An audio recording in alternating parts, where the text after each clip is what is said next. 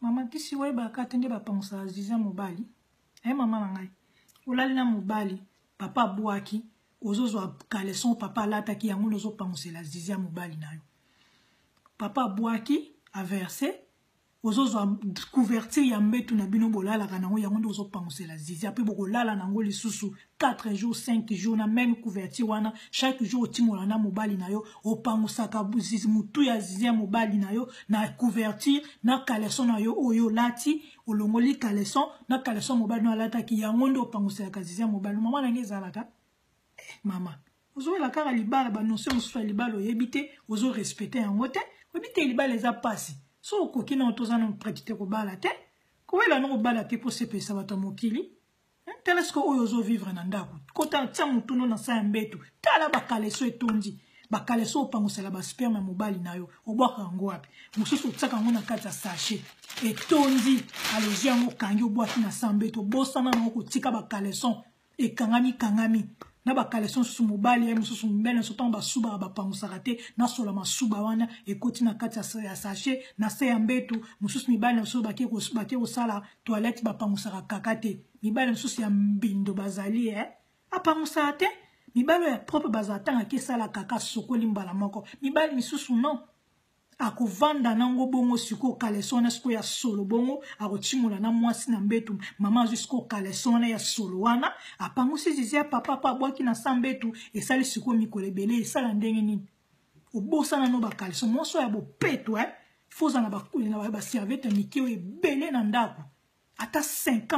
tant ozo sangisa mbetu ozo sangisa nzoto na mobali na yo mama na nga opangusela papa ba sperme na ye na oyo et pas na caleçon na eni na caleçon na oni na couverture na bino bozolala na mbeto tango po silisi ozwi yango ke kotiango na kantine muke o biso basi photos za nango na ndako ba serviette oyo tiango sokoli ou bi otie na machine mama na ngai nyoso oyebi yango te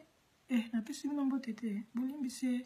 mbote na bandeko nyonso tout partout esika ezomeli bino ngai wa bino Marie la Omwaka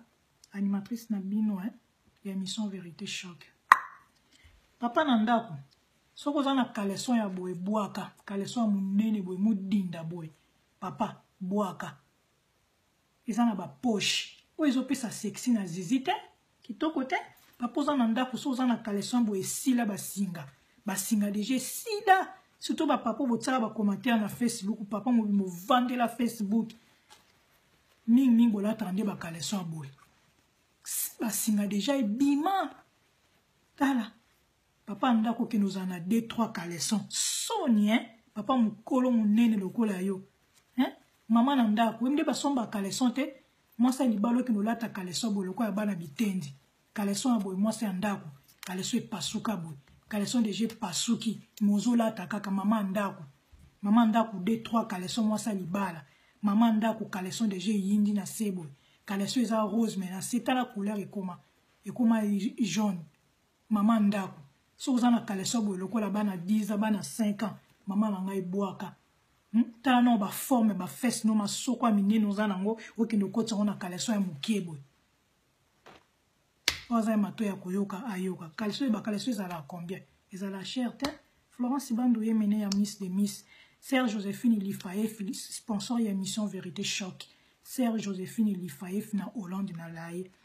Robosanaté le 26 dans un au Toronto na makasi ya Patrick Simol Business concert munene za samedi à semaine ou le 26 pe côté animation Eric Mouya Barbo Jackson Eyala ba mission na biso Montréal ba okene na Toronto pour na beta concert alors ngai na Imanza Riget Kamandi des garçons et filles de Bosange to okene na Toronto pour na ko accompagner ba mission na biso pour ça musala kitoko et grand pote Zoro Mabiala Big Boss Zoro Mabiala Imanza grand pote na Montréal motin batasa bougie ki azola na lingite oyo na lingite na ndako mama na ngai tosomba ba caleçon bye bye.